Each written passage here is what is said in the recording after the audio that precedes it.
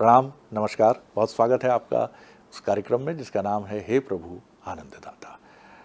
और अब जबकि सावन का ये सोमवार चौथे सोमवार में प्रवेश कर रहा है और इन चारों सावन सोमवारों का एक बड़ा आनंददायक अनुभव शिव भक्तों के लिए ये है कि वो पूरी भक्ति में डूब जाते हैं। शिव की भक्ति में अभिषेक होते हैं, चारों बिल्व पत्र चढ़ रहे हैं। शिव जी को जो प्रिय हैं चीज़ें बड़े विचित्र हैं। शिव भी आप देखिए कि बेल पत्र उनको पसंद है। मतलब जिसे हम आधुनिक भाषा में अंग्रेजी में कहते हैं कि इलिटिस्ट नहीं है शिव, कुलीन देव नहीं है। उनको पसंद क्या है? बेर पसंद है साहब, है ना। आप मिष्ठान याद करेंगे तो शिव जी के नाम के साथ कोई मिष्ठान जुड़ेगा नहीं। आप कहेंगे बेल चढ़ा देते हैं, वो तो अवघड़ है। फिर क्या चाहिए साहब? उनको कांटेदार वो जो है मदार का धतूरे के साथ जो उत्पन्न होने वाला कटीला एक फलनुमा पदार्थ होता है, वो भगवान शिव को बहुत प्रिय है। यानी कोई भी ऐसी चीज़, उसके फूल भी चढ़ा दीजिए आप साहब मदार के, उनको वो भी उनको पसंद है। यानी आपकी पूजा में 56 व्यंजन सजाने की कोई आवश्यकता नहीं होती है और बड़ी आसानी से शिव की पूजा भी हो जाती है। ओम नमः शिवाय, ओम नमः शिवाय, ओम नमः शिवाय करते हुए एक जल, और देखिए जल पसंद है उनको। आपने एक लोटा भरा और जलार्पण किया और निकल पड़े। एक चीज़ मेरे मन में हमेशा आती, भोले भंडारी क्यों कहा गया है उनको?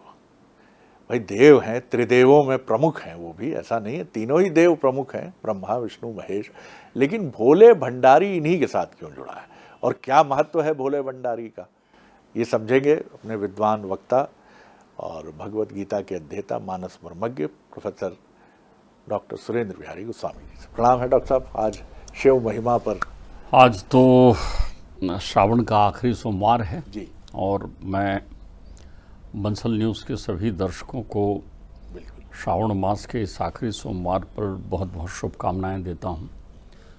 श्रावण मास को पिताश्री हमारे कहते थे श्रवण मास। श्रवण का शुद्ध अर्थ होता है सुनना, पहली भक्ति। पहली भक्ति श्रवणम कीर्तनम विष्णु, जो नहीं सुने राम गुण गाना, और श्रवण रंध ही श्रावण सोमवार। तो ये श्रवण मास है, इसलिए इसमें श्रवण करने का बड़ा अर्थ है। क्या सत्संग, क्या बड़ी अच्छी बात है। तो आप किसकी बात सुने? देखिए हमारे यहाँ क्या है, बहुमूल्य जितने भी संसार में मूल्यवान चीज़ें हैं उनके लिए तो सजावट की व्यवस्था की गई है, लेकिन जो बहुमूल्य है वो सहजता से मिलता है। कोयला के खान में पड़ा हुआ मिल जाता है हीरा, उसको सजावट करने की आवश्यकता नहीं है, आप ध्यान रखिएगा। हमारे यहाँ देवताओं के लिए तरह तरह की प्रक्रियाएं और श्रृंगार वर्णित हैं, लेकिन देवताओं के देवता महादेव के लिए बड़ी सहजता होती है। जब आप सहज होते हैं ना, तब शिव तत्व आपके भीतर अनुभूति का विषय होता है। सबसे सहज शिव हैं, शिव ही सहज हैं, इसलिए उन्हें देवाधिदेव महादेव कहा जाता है। आपने पूछा था कि वो भोला क्या है, इसमें कमाल है। भोला तो आप ध्यान रखिए, जिसके भाल पर चंद्रमा सुशोभित हो और जिसके कंठ में विष हो, वो भोला ही होगा। वो भोला ही होगा ना, कि जो अमृत को तो शीश पर लेकर चल रहा है और विष को जो है कंठ पर लेकर चल रहा है। तो उनको दोनों में भेद नहीं है, बल्कि प्रीति विष से है उनकी, प्रीति विष से है उनको। तो जो विषय विष का पान सहजता से कर जाते हैं भक्तों के हितार्थ, वो भोले होते हैं। भोले अबोध होते हैं, ध्यान रखिएगा। शिव बोध से नहीं मिलते, बोध के तो वो स्वरूप ही हैं। शिव अमृत ही हैं, शिव अमृत ही हैं, इसलिए वो अमृत नहीं पीते। तो जब भी कोई अमृत पान करता है तो शिव का पान करता है। जिसने शिव का रस ले लिया उसे नहीं अमृत पान कर लिया, ध्यान रखिएगा। अबोध क्यों कहलाते हैं? अबोध से ही शब्द बना है, जिसको आप अघोर कहते हैं शब्द। अघोर की बड़ी विचित्र कल्पना करते हैं लोग। अघोरी मतलब दिखा देते हैं उनको स्मशान में और ये वो, और उल्टा सीधा बड़ा विद्रूप दिखाते। अघोर अबोध का रूप है, बहुत सहज, बहुत सरल, बहुत दिव्य बात, द्रवित हो जाने वाली। ठीक बात है। ये मैं नहीं कह रहा हूँ, शिव पुराण में वर्णित है। वो अबोध है इसलिए अघोर है। नहीं, आपने जो कहा गोरखनाथ परंपरा में हाँ, अनेक अघोरी इसी परंपरा से इसी परंपरा से जी, अबोध रहते हैं, बिल्कुल बालपन है उनका जी। उनको आप ध्यान रखिए कि उनकी दृष्टि में कुछ भी कहीं भी कोई भेद है ही हाँ, नहीं। यही तो अघोर है। कुछ भी भेद नहीं है। देखिए, अघोर पथ के पथिक हैं सुखदेव जी। सुखदेव जी एक लंगोटी लगाकर, इतने सुंदर उनका शरीर है, निकले जा रहे हैं, स्त्रियां स्नान कर रही हैं, वो उनको देखकर चुपचाप अपना काम करते रहती हैं, उनको मालूम ही नहीं चलता सुखदेव जी चले गए। और उतने बुजुर्ग, सैकड़ों वर्ष की अवस्था लिए हुए व्यास जी अपना धोती वगैरह पहन के, वस्त्र लपेट कर आते हैं, उनको देख करके सारे लोग ऐसा बैठ जाते हैं, मर्यादा में प्रणाम कर रहे हैं। तो बोलते हैं, मेरा युवा पुत्र नग्न जा रहा है दिगंबर, और तुम लोग वहां बैठे हुए हो, और मैं इतना बुजुर्ग व्यक्ति यहां से जा रहा हूं, मेरे लिए पर्दा, मर्यादा और अनुशासन का प्रदर्शन कर रहे हो, क्यों? बोले वो अघोर है, अबोध है, वो भेद ही नहीं है उनमें। शिव जी भेद ही नहीं करते। शिव जी न सुर में भेद करते, न असुर में भेद करते, न गुण में करते, न अवगुण में करते, न संकल्प में करते, न विकल्प में करते। जो ऐसा अभेद होता है वही सुंदर होता है, वही सत्य होता है। क्या बात है। ध्यान रखिएगा, वो इतनी प्रक्रिया में होते हैं जो आपके मांगने पर वरदान दे, आपके मांगने पर सोच विचार कर वरदान दे। हाँ, मांगे कि भाई अरे ऐसा कैसा बनेगा, ब्रह्मा जी सोच रहे हैं नहीं भाई ऐसा नहीं बन पाएगा।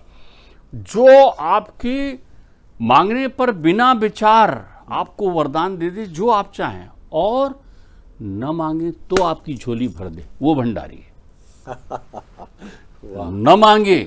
आप देखिए, वो शकुनी का पुत्र जो है, वृकासुर नाम है, शकुनी का पुत्र, वो पहुंचता है नारद जी के पास, भैया सबसे जल्दी कौन खुश हो सकते हैं? बोले, अरे बोले देवता तो सबसे जल्दी खुश नहीं होते, लेकिन देवताओं के देवता सबसे जल्दी खुश हो जाते हैं।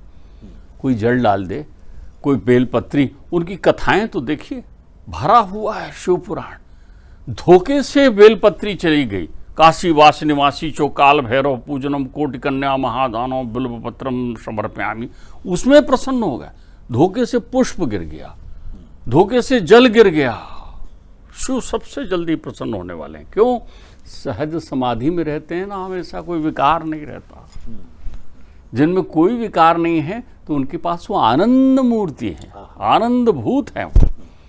तो वो वृक पहुंचता है, उनने शिव जी की भक्ति की। अब शिव जी आ गए तो शिव जी जैसे रहते हैं वैसे ही आते हैं। पार्वती जी उनके साथ बैठी हुई, बोले चलो वो बच्चा पुकार रहा है, चलते हैं। पार्वती जी भी संग में आ गई। अब वृकासुर की दृष्टि जाती दोनों पर। एक को देखते हैं कर्पूर गौरम करुणावतारम, देखते हैं तो कर्पूर की तरह, बर्फ की तरह दिखाई पड़ रहा है। और भगवती पर नजर पहुंचती है तो भगवती तो समझ लो सुंदरता की प्रतिमूर्ति है, भगवती मातृत्व की प्रतिमूर्ति है। वो कहते हैं ये कैसा है, बाघांबर लगाया हुआ है, भभूत लगाया हुआ है, देवताओं का भी देवता है, ये महादेव हैं, इन्हीं सृष्टि बनाई है, और इनको कहाँ लिए घूम रहे हैं? मन में बात आ रही है उसके। शिव जी जानते हैं कि क्या सोच रहा है। आप शिव जी कहते हैं, बोल बेटा तू क्या चाहता है? बोले मैं तो जिसको छूं वो भस्म हो जाए। अब उसके मन में ये बात आ रही है कि अब भी इनको छू दूंगा, ये भस्म हो जाएंगे, इनकी जो माता जी हैं उनको मैं साथ ले लूंगा। शिव जान रहे हैं, लेकिन शिव जी कहते हैं हाँ, जिसे तू छुए वो भस्म हो जाए। अब बोलते हैं महाराज दे तो दिया, अब छू के देखूं। तो शिव जी दौड़े पीछे, मैया पार्वती बोली ये आप अच्छा देखते हो, बिना सोचे समझे आप वरदान दे देते हो। तो बोले अब मैया करोगे क्या? बच्चा जो मांगेगा वो देना है। भंडारी वहां मिलते हैं रास्ते में विष्णु जी कहते हैं महाराज कहाँ चले? अरे बोले वो वृक आ रहा है भाई, वो छूना चाहता है। वृक कोई भस्मासुर के, वो भस्मासुर नाम उन्हीं का हुआ, वृकासुर का, शकुनी दैत्य का पुत्र है वृकासुर। तो भगवान उनके लिए कहते हैं ठीक है। तो बोले वो क्या, बोले जरा तुम ये टेस्टिंग तुम ही करा लो, विष्णु जी तुम्हारी लीला बहुत चलती है। तो बोले ठीक है मैं करा लेता हूँ। विष्णु जी वहाँ मोहिनी का स्वरूप धारण करते हैं, नृत्य करते हैं, वृकासुर का अंत करते हैं, वो जो भी अपनी प्रक्रिया है वो करते हैं। आप देखें शिव की प्रीति कितनी है। शिव जी बहुत आनंद से बद्रिका वन में रहते हैं, वहाँ उन्होंने अपना दरबार बना रखा है, वहाँ निवास करते हैं। एक दिन विष्णु जी मिलने पहुँच जाते हैं नर नारायण के स्वरूप में, महाराज जी की आराधना करते हैं, ये तो बड़ा अच्छा स्थान दिख रहा है। तो बोले तुम्हारी इच्छा तपस्या करने की हो रही है क्या? बोले हाँ हो रही है। यहाँ तप करो। अब दो पर्वतों के बीच दिव्य धाम था, आदि कैलाश है वो उनका। उन्होंने कहा यहाँ तुम करो तपस्या, मैं चला। उन्होंने तुरंत वो छोड़ा और चले, कोई मेंटेनेंस की झंझट नहीं है। बद्रिकाश्रम बन गया है वहाँ। बहादुरी वन जो है सबसे पहले शिव का स्थान था। उन्होंने कहा मैं कैलाश में बैठ जाता हूँ, सब कुछ सर्वस्व दे दें जिसके लिए। एक दिन बैठे बैठे उनकी मुद्रा हुई। उन्होंने कहा एक काम करते हैं, ये देवताओं को बड़ा देखना पड़ता है भाई, उत्पात करते हैं हम, मुझे सभी देवताओं में एक देवता को जो है वो बना देता हूँ, सारे देवताओं का प्रतिपालक, स्थित करने वाला। समय चक्र तो मैं देखता हूँ लेकिन स्थित करने वाला बना देता हूँ। अब वो चिंतन करते हैं क्या करें। तो उन्होंने एक समाधि में बड़ी दिव्य लीला की। वो अनादि अनंत शिव जो है उसी अनादि अनंत स्वरूप में करालम महाकाल कालम कृपालम, तो उसी आदि स्वरूप में एक लौह स्तंभ के रूप में प्रकट होते हैं। संपूर्ण विश्व के लोग वहाँ आ जाते हैं, देवी देवता बैठते हैं वहाँ ब्रह्मा भी विष्णु भी उनसे कहते हैं कि भाई जरा मेरा आदि अंत तो देखो कहाँ है। ब्रह्मा जी कहते हैं इसका जो, बोले जो आदि अंत पता कर ले वो देवताओं का राजा, वो परब्रह्म परमेश्वर। तो आप देखिए दोनों अपनी अपनी गति को प्राप्त करते हैं। एक अधोसंरचना देखने जाते हैं जड़, कि हम इनकी तराई देखें, जड़ का रूप लेके विष्णु जी, वो अलग अलग पुराणों में अलग अलग व्यवस्था। हम तो मूल चिंतन पर करते हैं, तो जिनका ना आदि न है ना अंत है, लेकिन जो सहज की तलाश रहते हैं, विष्णु की सहजता को देखकर मोहित होते हैं, अत्यंत प्रिय हैं उन्हें, आलिंगन करते हैं और सिंहासन पर बैठा देते हैं। तुम सबके परमात्मा, मेरे भी परमात्मा तुम ही। हरिहर हरिहर की प्रक्रिया तो आपने ऐसा स्मरण दिलाया। देखिए शिव चरित्र ऐसा है कि जब आदि शंकराचार्य से शिव चरित्र में का भ्रमण ही संभव नहीं हुआ चिंतन, तो उन्होंने एक सुंदर बात कर दी, बड़ी सुंदर बात। उन्होंने कहा देखो महाराज आप इतने सहज हो कि मैं तो ये मान के चलता हूं कि मेरा शरीर ही शिवालय है, मेरा शरीर ही शिवालय है। आत्मा तुम गिरजामती, मेरी मति ही गिरजा है, आपकी शक्ति है। आत्मा तुम स्वयं हो, प्राण संचार माध्यम है। बोले जब शरीर चलता है ना तो आपकी परिक्रमाएं हैं, जो मैं बोलता हूं ना वो आपके मंत्र हैं। इतनी सहजता से मानसी पूजा की कल्पना की उन्होंने कहा ये मैं तो कण कण में शिव के दर्शन करता हूं। शिव की लीला इतनी अपरंपार, वो ऐसे ही नहीं है, अबोध के औघड़ की परिक्रमा में झक भी है उनका। देखिए जिस व्यक्ति को खारा मीठा किसी का भेद नहीं होगा, वो कभी खारा भी उठा लेगा, कभी मीठा भी उठा लेगा। सही बात। और मीठे में खारे की अनुभूति करेगा, खारे में मीठे की करेगा। अब देव दानव लड़ रहे थे विष के लिए, मंथन से निकला था अमृत, यानी शिव स्वयं निकले थे देवताओं के लिए। लेकिन शिव ने कहा ये हलाहल ब्रिज कौन पिए। सारे लोग चिंतन की, शिव जी ने कहा पी ले, तो पी लिए। अब कंठ में धारण, अपनी कई चर्चाएं हुई है, हमेशा विषय विष को कंठ में धारण करो, बनावटी रखो संसार को, संसार बनावटी रखो, बनावटी श्रृंगार की वस्तु रखो कंठ में। ध्यान रखिएगा, वमन करेंगे तो सृष्टि नष्ट हो जाएगी, वमन करेंगे तो जिसको सामने सब नष्ट हो जाएगा, और खुद अंदर ले लेंगे तो उद्भव स्थित संहार त्रिलोक का नाश हो जाएगा। तो यहाँ कंठ में हमेशा धारण किए रहते हैं। लीला होना उनकी क्या श्रृंगार व्यवस्था है, वहीं लिपटे रहते हैं भुजंग। आप तो केवल एक कल्पना करिए, जैसे बहुत सारे लोग स्फटिक के शिवलिंग की कल्पना करते हैं, कपूर के शिवलिंग की कल्पना करते हैं, थोड़ा सा उसमें डार्क नीला तो कर दीजिए, क्या सुंदर उभार होता है। जैसे आसमान, जैसे आकाश दिखाई पड़ता है, वैसे उनके कंठ में हल्का नीलांबरपन दिखाई पड़ता है। तो शिव जी वो लेके वहाँ बैठे हुए थे हिमालय में। अब हिमालय में बैठे, हो गया समुद्र मंथन, अमृत बढ़ गया, सारी प्रक्रिया हो गई, सब बढ़िया। वो अपने आसन पर बैठे थे, वहाँ नारद जी आते हैं बीणा बजाते हुए कैलाश में, नारायण नारायण। सती विराजी हुई हैं। तो वो कहते हैं कि नारद जी क्या हाल है, और ये बोले मोहिनी के रूप की चर्चा है, त्रिलोक में ध्यान रखिएगा, परमात्मा का सबसे सुंदरतम रूप मोहिनी है। किसी स्त्री का सबसे सुंदरतम रूप क्या है? मोहिनी। और किसी पुरुष का सबसे सुंदरतम स्वरूप है सोम, सोमेश्वर महादेव। शिव से सुंदर कोई नहीं है, कोई तत्व, कोई वस्तु नहीं है, और मोहिनी से सुंदर कोई प्रकृति नहीं है। विष्णु जी ने मोहिनी रूप धारण किया था, तो वो ध्यान करते, अच्छा मोहिनी का स्वरूप हुआ था। मानसिक स्मरण करते हैं, तो जैसे ही स्मरण करते हैं विष्णु जी प्रकट हो जाते हैं, परमात्मा मुझे आपने स्मरण किया। और ये बोली, वो आपका एक अवतरण जो है वो मैं देख नहीं पाया। देखिए, पुराणगत इतिहास में, वेदगत इतिहास में एक अवतार जो 2 बार होता है, एक अवतार ही है विष्णु का जो 2 बार लेते हैं वो मोहिनी। एक संसार के कल्याण के लिए, देवताओं के कल्याण के लिए, दूसरा देवाधिदेव महादेव को दिखाने के लिए। वो कहते हैं मैंने वो स्वरूप नहीं देखा तुम्हारा। थोड़ा चिंतन करते हैं, आंख बंद करते हैं, और वैसे ही बढ़िया कंदूक खेलती हुई, एक बाल खेलती हुई बाला प्रकट होती है। त्रिलोक की सृष्टि जो है थम जाती है, एकदम सुंदरतम बाला वहां दिखाई पड़ती है। शिव उसे देखते हैं, और देखते हैं तो देखते रह जाते हैं। काम को भस्म किया है शिव ने, काम और शिव का कोई संबंध नहीं है, लेकिन शिव संसार की लीला के लिए दौड़ते हैं उसे पकड़ने के लिए कि ये कौन है मोहिनी। और जब आलिंगन होता है तो वो हरिहर का आलिंगन कहलाता है। ध्यान रखिएगा, वो जो है सोम मोहिनी के इसी प्रताप से अयप्पा की उत्पत्ति हुई।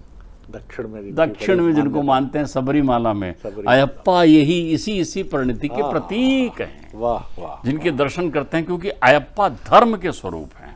अयप्पा से सुंदर कोई नहीं है, इसलिए उनको देख, और ब्रह्मचारी हैं तो उनको देखने कोई स्त्री नहीं जा सकती, इसलिए वो स्त्रियों का प्रवेश वर्जित है वहाँ सबरीमाला में। तो आप ये समझिए, सदाशिव केवल नाम लेना, नाम भी काहे ले रहे हो? मैया सती कह गई ना, एक अक्षर बोल देते, शी बोल दो, वाह बोल दो, नाम भी नहीं ले पा रहे हो। मानसी पूजा, शिव का केवल चिंतन कर लीजिए। शिव जो हैं, देखिए, कांक्षाओं से देने वाले देवता होते हैं, लेकिन बिना कांक्षा के आपकी आकांक्षाओं को पूरा कर देते हैं शिव। तो सदाशिव के लिए जो है सदैव आराधना में रहिए, और उनको तो बस अपने अंतर्चित्त में ध्यान करते हुए मानसी पूजा में निवृत्त रहिए। कभी गंगा से जल ले आइए, कभी नर्मदा से, दोनों बावलियां उस जल को लेकर के आनंदित होती हैं। और सबसे महत्वपूर्ण जो मंत्र आपके इस आख्यान में हमें लगा वो यही है कि संसार रूपी जो भौतिकता है उसे विष की तरह कंठ में धारण करिए। करना तो पड़ेगा धारण आपको, लेकिन अगर आप उसका वमन करते रहेंगे, उसे बाहर निकालते रहेंगे, तो भी विध्वंस है। और आपने अंदर ले लिया उसको, तब तो आपका वजूद, आपका अस्तित्व ही समाप्त हो जाएगा। इसलिए बहुत सुंदर मंत्र है शिव जी का कि विष को, यानी संसार का जो भी विष है, विष क्या है? विष यही है, आसक्ति, प्रेम, मोह भटक रहे हैं, जिसमें दानव कितनी बार उपलब्धि के निकट पहुंचकर भटक गए। मोहिनी का नृत्य देखा और अमृत कलश गायब हो गया, देवताओं के पास पहुंच गया। वृकासुर जो है, भस्मासुर जिसे हम कहते हैं, विष्णु मोहिनी बनकर नृत्य कर रहे हैं, और एक मुद्रा में वो उनका नाटक कर रहा है, स्वांग कर रहा है। वो अपने सर पर मोहिनी बनकर हाथ रखते हैं, वृकासुर भी रख लेता है, भस्म हो जाता है। हम भी तो ऐसे ही भस्म होते हैं। हमारे यही अनुराग, हमारी यही आसक्ति हमें उपलब्धियों के निकट पहुंचकर भी उपलब्धियों से बहुत दूर कर देती है। शिव इसी का नाम है। शिव जो भी त्याज्य है संसार में वो सब लेते हैं। कौन अपने गले में सर्प लटका कर घूमेगा? कौन चंद्रमा को मस्तक पर और गंगा को अपनी जटाओं में समेटकर भगीरथ को एक आश्वस्त करेगा कि हाँ, कोई नहीं अगर धारण कर सकता गंगा को इस धरा पर, तो मैं खड़ा हूँ हिमालय पर। ये शिव है। शिव अद्भुत हैं। और आज तो डॉक्टर साहब से शिव महिमा को सुनकर आनंद आ गया। अगले एपिसोड में एक और विषय के साथ मिलेंगे। राम नमस्कार।